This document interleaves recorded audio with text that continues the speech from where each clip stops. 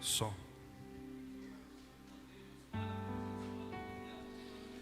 Pode ser a igreja do Senhor. Amém. Louvado seja Deus. Abra sua Bíblia em Lucas, capítulo 15.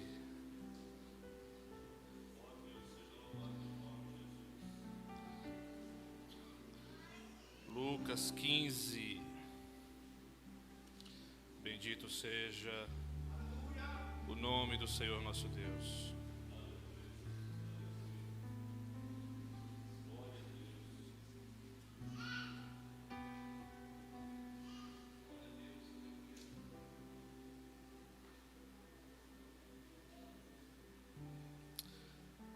Bendito seja Deus.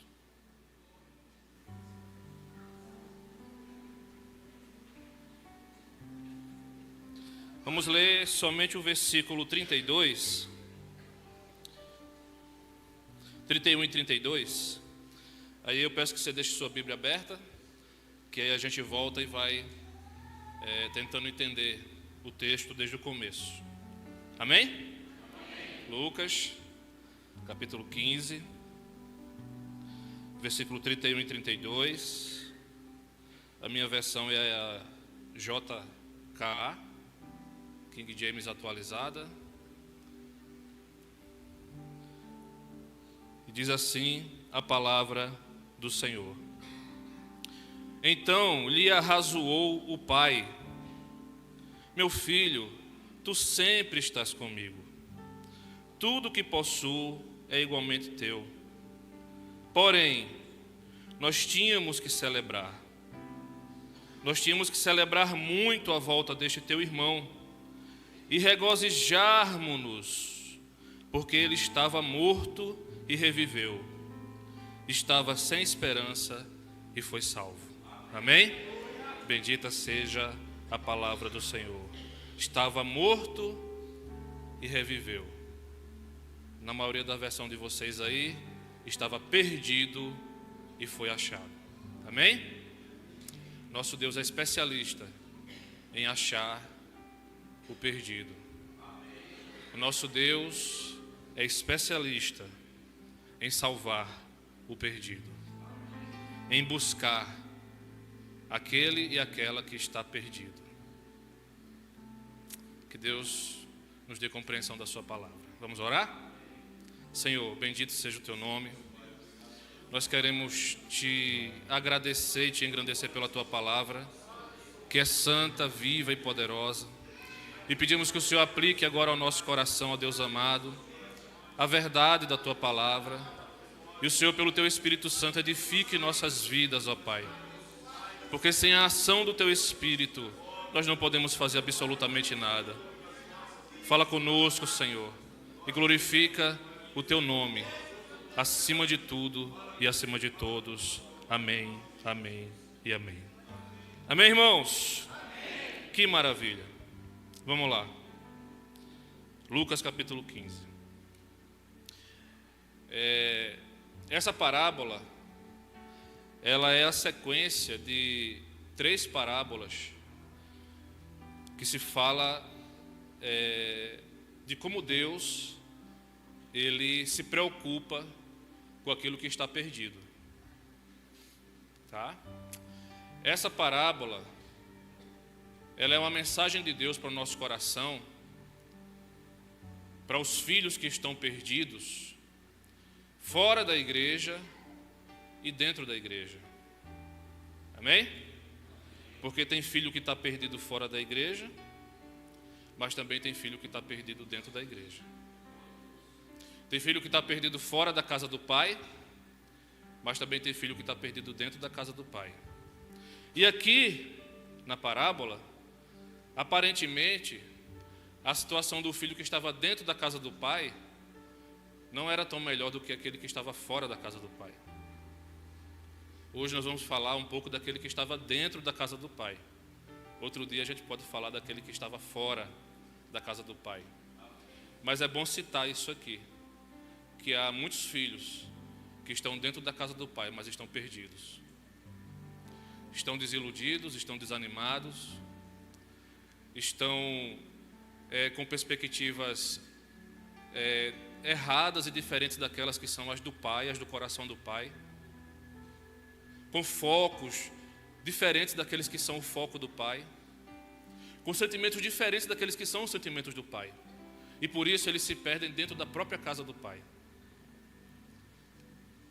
Ao passo de o pai, no final da parábola, ter que dizer para aquele filho: você deveria estar se alegrando conosco e não estar rejeitando o seu irmão, porque o seu irmão estava morto e reviveu, estava perdido e foi achado.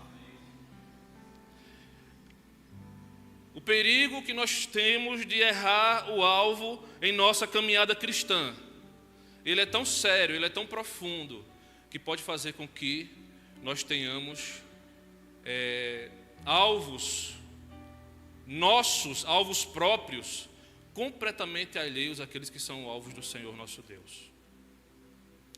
Nós vamos ver isso em toda a parábola. Nós vamos ver isso em toda a parábola.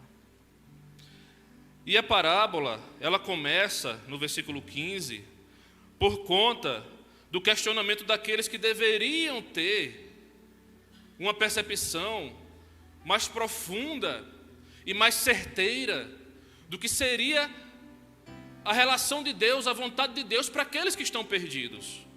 Porque os fariseus e os publicanos questionam Jesus a respeito do fato de Jesus ter o costume de estar junto de pecadores, e não somente de estar junto de pecadores, mas também de cear com eles. Porque na cultura judaica, você tomar uma refeição com alguém é símbolo de intimidade. Então, para aqueles homens, era um absurdo aquele que estava se dizendo filho de Deus, o Messias, se sentar com publicanos e pecadores e ainda ter intimidade com eles. Amém? Capítulo 15, versículo 1. E aconteceu que todos os pecadores, como os coletores de impostos e pessoas de má fama, estavam se reunindo para ouvir a Jesus. Entretanto, os fariseus e os mestres da lei o censuravam, murmurando: este saúda e se mistura a pessoas desqualificadas e ainda partilha do pão com elas. Olha onde nós podemos chegar com a nossa religiosidade. E aí Jesus ele fala uma sequência de 3 parábolas para mostrar aqueles que eram os entendidos de Deus, aqueles que eram os mestres de Deus, aqueles que tinham a responsabilidade de ensinar a respeito de Deus, para ensinar eles que a vontade de Deus, acima de todas as coisas, era salvar aqueles que estavam perdidos. E a missão de Jesus principal era trazer salvação a esses pecadores, a esses de má fama, a esses de má índole, que estavam indo no caminho da perdição. E aí ele fala a parábola da ovelha perdida, que as pessoas interpretam como um texto aí de teologia pastoral, mas não é um texto de teologia pastoral, é um texto de teologia de evangelização. O pastor que foi atrás da ovelha que se perdeu. Depois ele fala a partir do versículo 8, a parábola da dracma perdida, ou da moeda perdida, né, nas versões mais novas, que uma mulher, ela se empenha com toda a sua força, com todo o seu vigor, para achar a moeda que havia se perdido, e quando ela acha essa moeda, há uma grande alegria. Todas as parábolas são precedidas de grande alegria ao se achar aquilo que estava perdido. E aí, a partir do versículo 11, chega na parábola do filho pródigo, que pelo menos deveria ser a perícope do texto, né, deveria ser a parábola dos 2 filhos pródigos. E como eu já falei, tinha 2 filhos que estavam igualmente perdidos. Mas vamos analisar a questão do primeiro filho, o primeiro filho pródigo. E nessa análise a gente consegue ver nessa parábola intrinsecamente Deus falando a respeito do pecado original do ser humano, da tendência do ser humano de ir em direção ao pecado. Nós vemos Deus falando claramente a respeito da necessidade do arrependimento, para perdão do pecado, para a remissão do pecado, para a santificação do pecador. Nós vemos Deus falando de maneira muito abrangente de graça. Nós vemos uma mensagem profunda do que é a graça de Deus a respeito dessa história, desse rapaz que se perdeu. E nós vemos também a história da alegria e dos benefícios da filiação com Deus, de sermos feitos filhos de Deus, de sermos tratados por Deus como filhos amados dele, de termos o direito de sermos chamados através de Jesus Cristo, filhos de Deus. Bendito seja o nome do Senhor.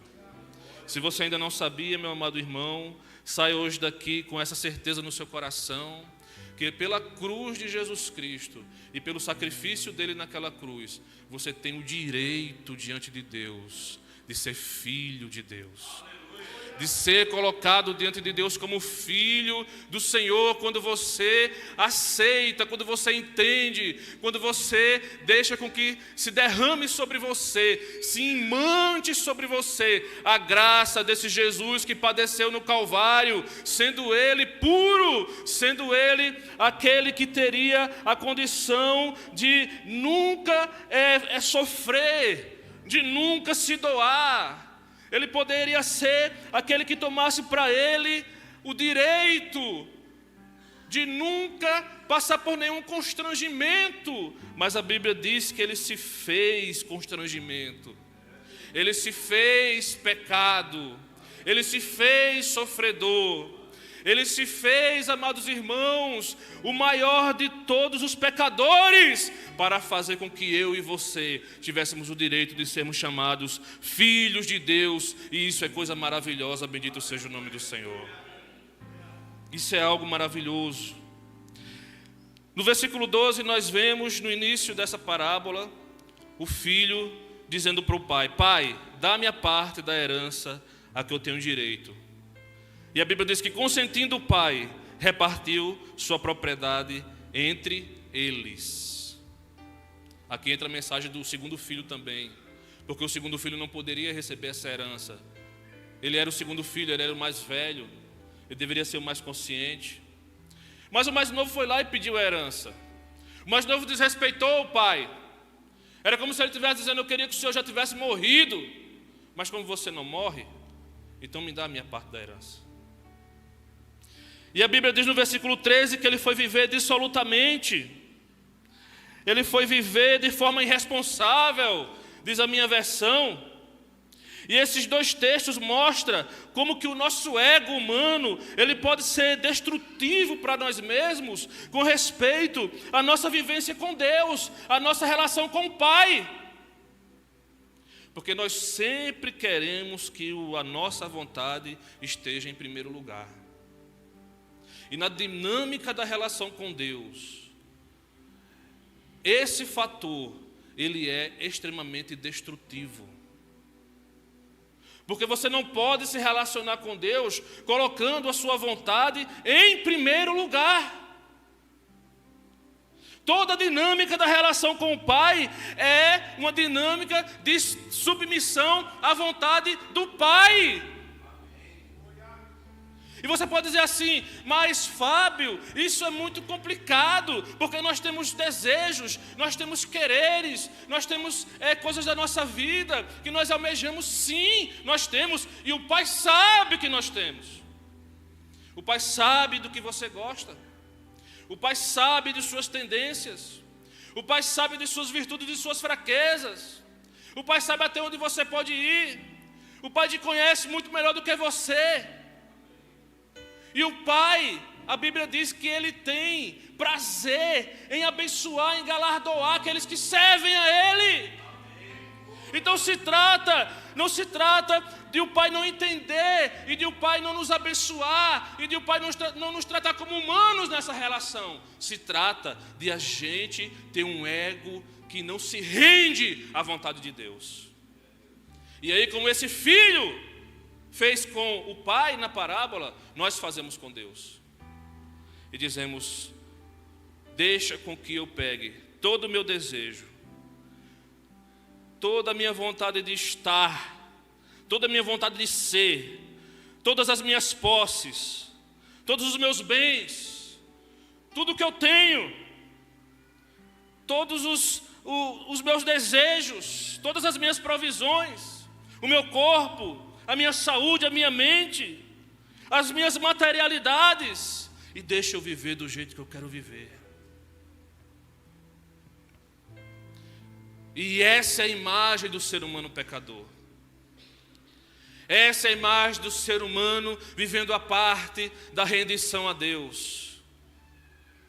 Essa é a imagem do ser humano vivendo e querendo viver longe dos cuidados do Pai.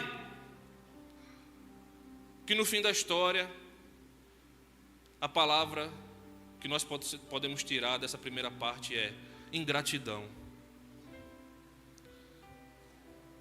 O ser humano que luta a cada momento para viver longe de Deus, no fundo, ele é um ser humano ingrato. Porque no fundo, ele sabe que existe um Deus Criador, que deu todas as coisas que ele tem. E ele sabe que a vida dele não está em suas próprias mãos. Ele sabe que ele não pode acrescentar um dia à sua existência. Mas ele fica lutando, porque o pecado faz isso com o ser humano. O pecado nunca vai querer nos deixar ir para o centro da vontade do Pai. Ele vai querer que a gente se distancie e viva de acordo com os nossos próprios modos e princípios. E é isso que o pecado faz. Só que o pecado, ele tem consequências. E o texto mostra as consequências do pecado. A partir do versículo 14, você começa a ver as consequências dessa vida distante de Deus, dessa vida longe de Deus, dessa vida totalmente dependente da vontade de Deus. E no versículo 14 diz que após haver gastado tudo o que possuía, abateu-se naquela região uma grande fome, e ele começou a passar muita necessidade.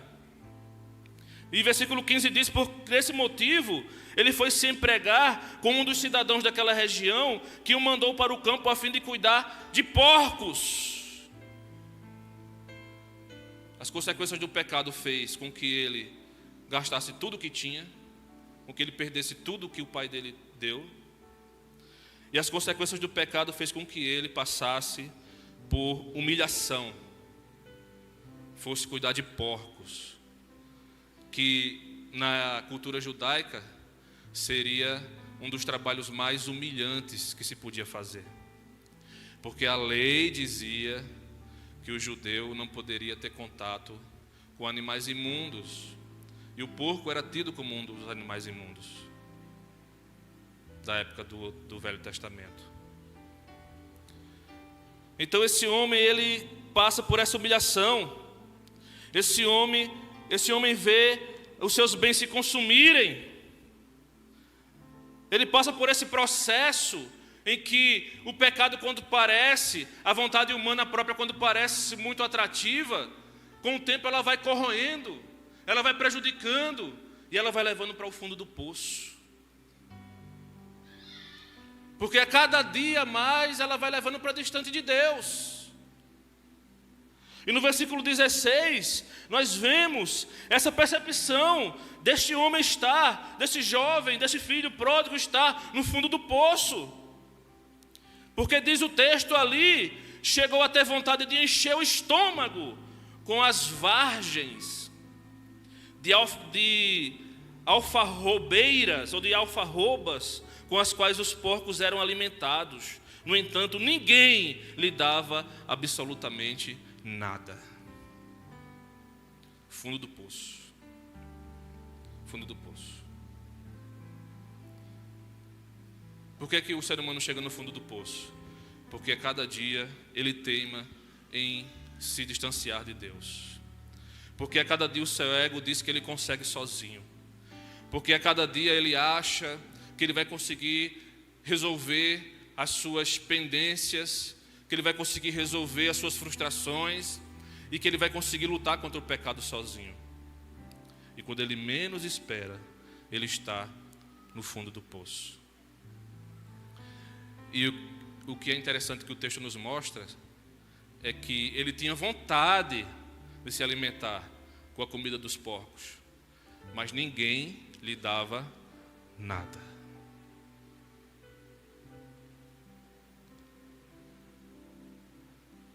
Eu não sei como é que você entrou nessa igreja hoje, meu irmão. Talvez você venha passando por esse processo, em que cada dia as circunstâncias da vida parecem fazer você se distanciar de Deus. E você pede socorro para um, e você deseja a ajuda de outro. E muitas vezes, sem saber o porquê, você percebe que ninguém te ajuda, ninguém te dá nada, ninguém estende a mão, porque isso é um processo natural da vida do ser humano, quando ele esquece de dar atenção ao Pai, que é protetor e que conhece todas as coisas. As consequências do pecado, elas sempre vão nos levar para um ambiente de sofrimento e de dor, de angústia e de tristeza, de depressão profunda. Mas também vai ser um ambiente onde a gente vai parar um pouco para pensar a respeito do nosso Pai, a respeito do nosso Deus, a respeito do Senhor da nossa vida. Esse ambiente é um ambiente onde a gente pode passar por uma metamorfose, por uma mudança de mente, assim como aconteceu com esse jovem. No versículo 17, você vai ver que algo especial acontece com ele. Quando ele passa por essa humilhação e por esse sofrimento, o texto bíblico diz que ele caiu em si. Versículo 17, foi quando caindo em si, falou consigo mesmo, fez uma autoanálise. Coisa de crente fazer autoanálise. Autoanálise é doutrina bíblica, chama autoexame, autoanálise, autorreflexão. Você vai ver toda hora a Bíblia nos chamando para fazer isso. Olha que coisa interessante. No fundo do poço de sofrimento, ele fez uma autoanálise. Ele olhou para si mesmo e disse assim: quantos empregados de meu pai têm comida com fartura e eu aqui morrendo de fome? Quantos empregados de meu pai têm a sua mesa farta e eu aqui estou passando fome? E é maravilhoso falar, perceber e dizer que por mais, amados, que o pecado ele tenha a sua esfera destrutiva, por mais que o mal nesse mundo seja terrível e tente a cada momento nos abalar, nós podemos entender que existe um Deus grande e poderoso que trabalha nas circunstâncias do mundo e da vida, e trabalha na nossa mente, trabalha no nosso coração. E é Deus poderoso para entrar dentro de nós e falar conosco e fazer com que nossa mente possa se render diante dEle e nós percebermos o quanto que precisamos dEle e cairmos em si para termos um encontro com Ele. Bendito seja o nome do Senhor. É o Espírito Santo quem faz isso. É o Espírito Santo quem fala. É o Espírito Santo quem convence. É o Espírito Santo quem trabalha. É o Espírito Santo quem visita. Então, em qualquer que seja a circunstância que nós possamos estar passando e distanciados do Senhor, o Espírito desse Deus poderoso, desse Pai amoroso, Ele vem ao nosso encontro e Ele fala ao nosso coração. E Ele faz com que nós caiamos em si, para que nós possamos voltar aos braços dEle. Volte para os braços do Senhor. Volte para a presença do Senhor. Volte a fazer aquilo que você sabia que era a vontade do Pai. Porque os trabalhadores do Pai têm sempre fartura em sua mesa. Os trabalhadores do Pai têm sempre fartura em sua vida. Aos trabalhadores do Pai não falta nada que realmente eles precisem. Isso é uma lição que nós precisamos aprender. E como servos do Senhor, nunca nos faltará nada que realmente nós precisamos. Mas o Senhor não vai garantir que não nos falte aquilo que a gente quer. Porque o que a gente quer, muitas vezes é enganoso. E o Senhor sabe. Essa metamorfose que leva o homem a reconhecer que tem alguma coisa errada, logo gera nele arrependimento. E arrependimento, mais uma vez, é fruto da ação do Espírito Santo. É o Espírito Santo que age, trazendo palavra, convicção, percepção ao coração do homem, para que ele entenda os seus caminhos, para que ele perceba as suas veredas, para que ele saiba o que é certo e o que é errado, para que ele ouça a voz do Pai, para que ele ouça a palavra de Deus, para que ele ouça a palavra da fé, e para que aconteça nele algo extremamente espiritual e poderoso. Ele se arrependa, porque não há conversão sem arrependimento.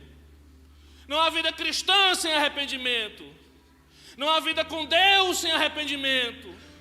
Não há restauração sem arrependimento.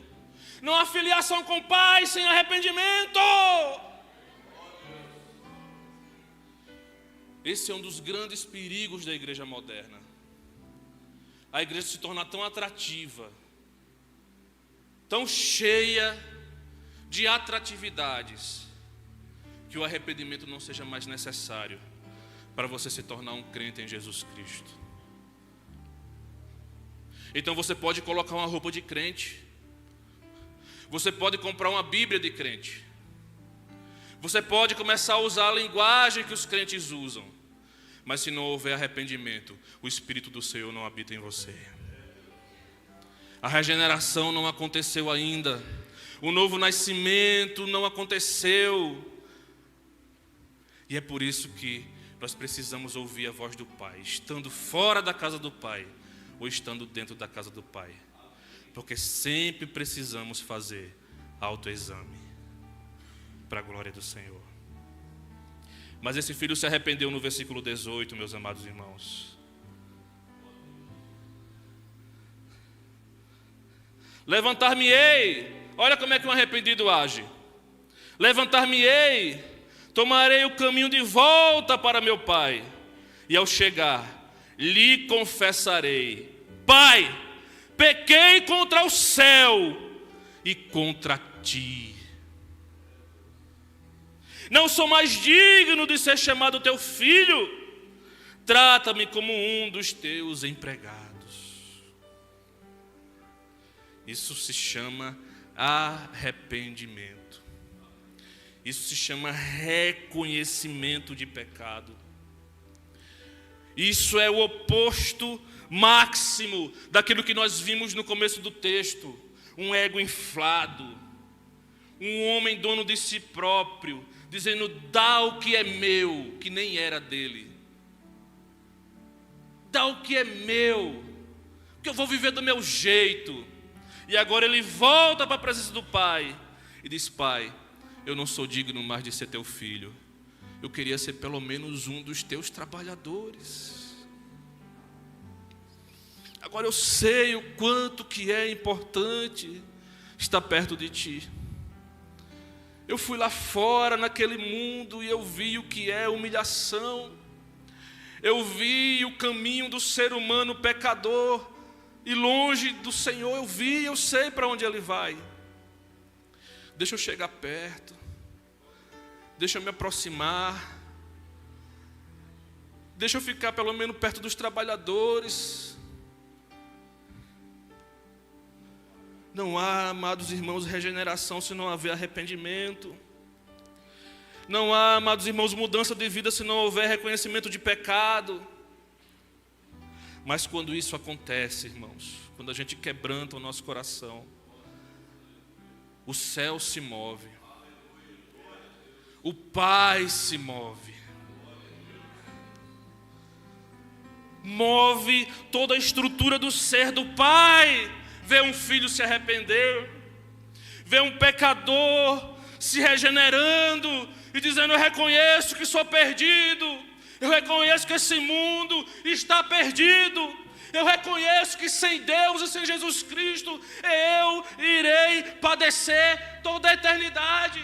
Eu entendi isso, eu entendi, a Bíblia me falou, a doutrina bíblica me revelou. Eu sei que sem Deus eu não tenho nada, sem o Pai eu não tenho nada. E eu estou desesperado para vir até os pés do Pai, até a casa do Pai, até a presença do Pai.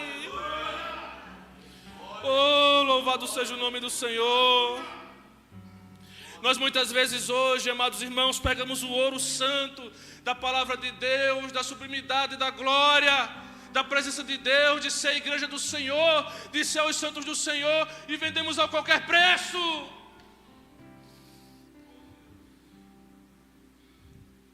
Martin Lloyd Jones dizia assim: eu não entendo, isso no século XIX, início do século XIX, eu não entendo porque tantas igrejas têm desespero para conquistar o pecador.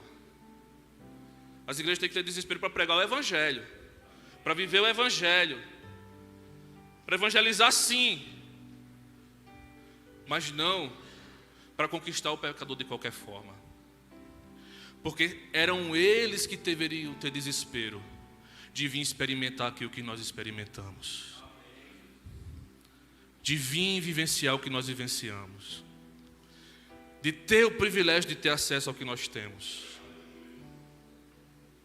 É o pecador que tem que olhar para a sua condição de pecador e de perdido e gritar: igreja, me ajuda!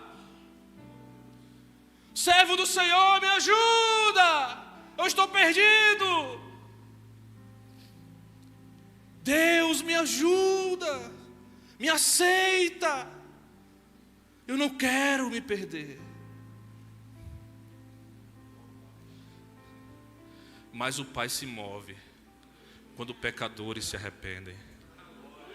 O Pai se move quando pecadores sentam para ouvir Jesus.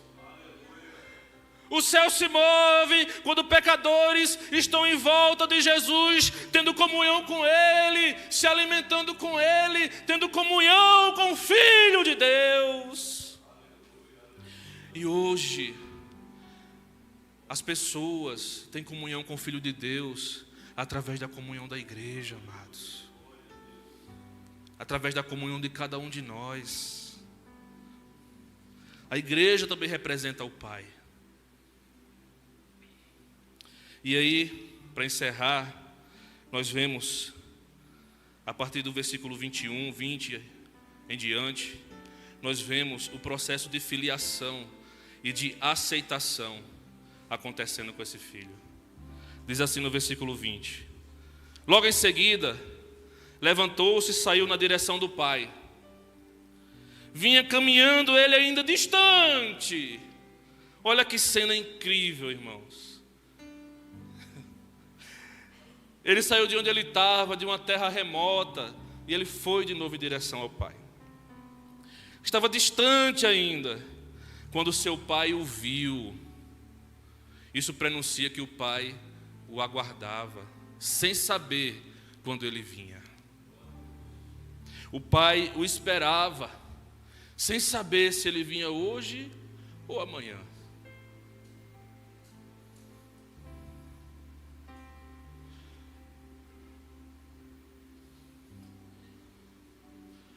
Você já parou para pensar um pouco sobre o quanto é difícil para Jesus nos ver distante dele? Tudo que ele passou na cruz, tudo que ele padeceu por amor a mim e por amor a você. E quando nós estamos nos distanciando do Senhor, você já parou para imaginar o coração de Jesus? Você já parou para imaginar o coração do Pai? Quando Ele fala continuamente através da palavra e do Espírito: meu filho, venha. Sou eu que estou falando com você. Quando ouvires a voz do Espírito, não endureçais o vosso coração.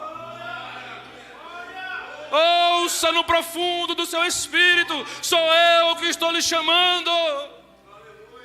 Sou eu que estou garantindo que sua vida será purificada, abençoada, será uma vida santificada para mim. Me ouça! E mesmo assim, nós não ouvimos. Você já parou para pensar? Você consegue ver nesse texto o amor indizível do pai que aguardava o filho.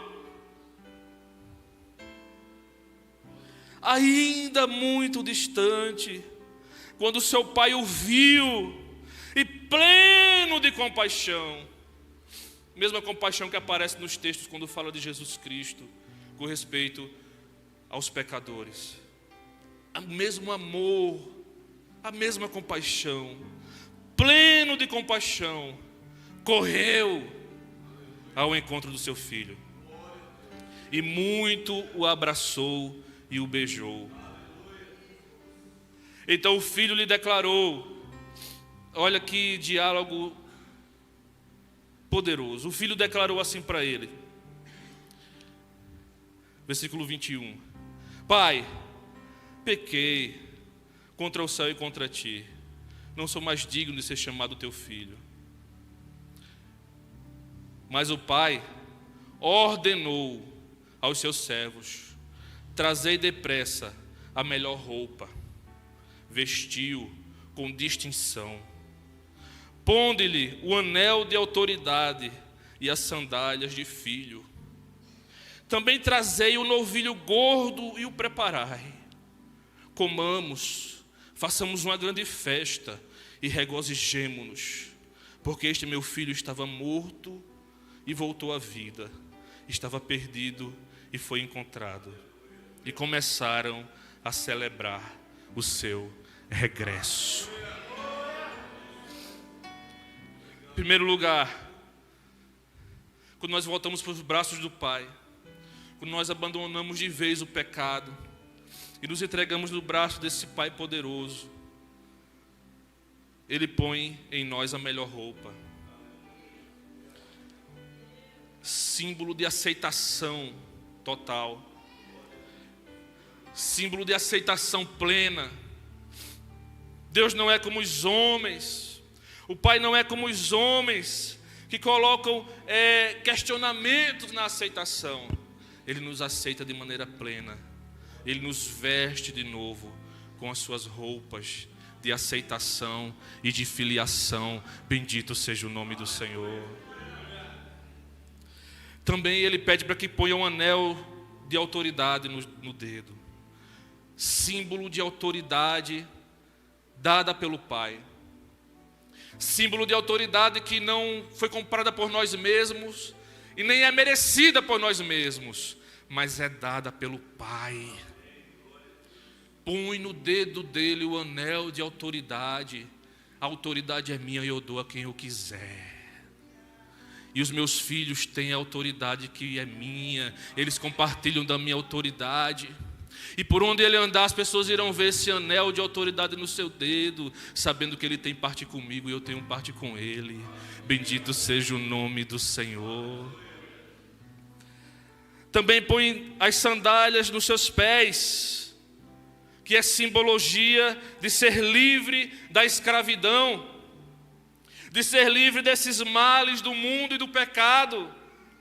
É uma forma de dizer: o meu filho agora, ele está livre daquele ego destruidor que tomava conta da vida dele e fez com que ele fizesse essa loucura. Agora ele tem sandália nos pés. Ele não é mais escravo. O nosso Pai, Ele nos liberta de toda a escravidão, meus irmãos. Nós éramos escravos, éramos perdidos. Éramos escravos das mais terríveis escravidões dessa vida, mas o Senhor pôs sandálias em nossos pés. Bendito seja o nome do Senhor. E agora prepara o novilho gordo, o novilho cevado em outras versões, que era na época um novilho preparado para ocasiões super especiais. Ocasiões de celebração, de festa, de alegria extrema. E aqui nós entendemos a intenção de Jesus quando ele fala essa parábola para os fariseus, dizendo: olha, quando esses pecadores aqui se arrependerem, porque eles vão se arrepender, os céus entrarão em festa. Deus se alegrará no santíssimo trono da eternidade. Os salvos do Senhor, nós os santos do Senhor aqui da terra, nos alegraremos também. E vocês também deveriam se alegrar, porque aquele que estava perdido foi achado. Aquele que estava perdido foi achado, foi salvo. Eu termino, amados irmãos, com uma história que eu já contei aqui também, mas ela é propícia para essa pregação. Em oração, não nessa vez agora, mas em outras vezes, eu senti muito desejo de, nas pregações aqui na igreja, fazer apelos, principalmente para pessoas que já conhecem o Pai, que já experimentaram da presença do Pai, que já experimentaram da autoridade do Pai, mas por algum motivo se afastaram do Pai. E quando eu estava revisitando esse texto para pregar hoje, eu senti o mesmo desejo, mesma convicção, que você, meu irmão, que por um motivo ou por outro você se distanciou da casa do Pai, que de repente você não entrou nesse processo destrutivo ainda, mas você corre perigo.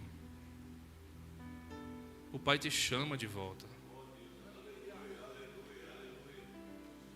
O Pai está com os olhos na estrada da tua vida, esperando você aparecer para te abraçar e te beijar e dizer dentro da igreja do Senhor: alegremo-nos, regozijemo-nos, porque esse meu filho estava morto e reviveu, estava perdido e foi achado.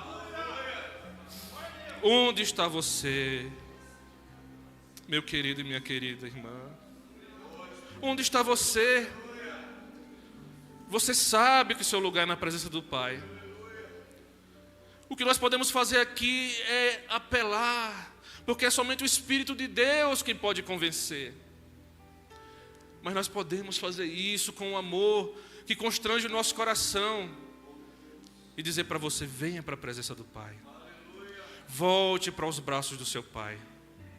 Não fique mais nem um minuto longe desses braços benditos, porque o Pai, Ele deseja te dar de novo autoridade, colocar sandálias nos seus pés, colocar roupa nova sobre a tua vida, roupa de unção, de graça, de proteção, e dizer: esse meu filho agora está pertinho de mim, vai experimentar de todo o meu regozijo, vai usufruir de todas as minhas bênçãos.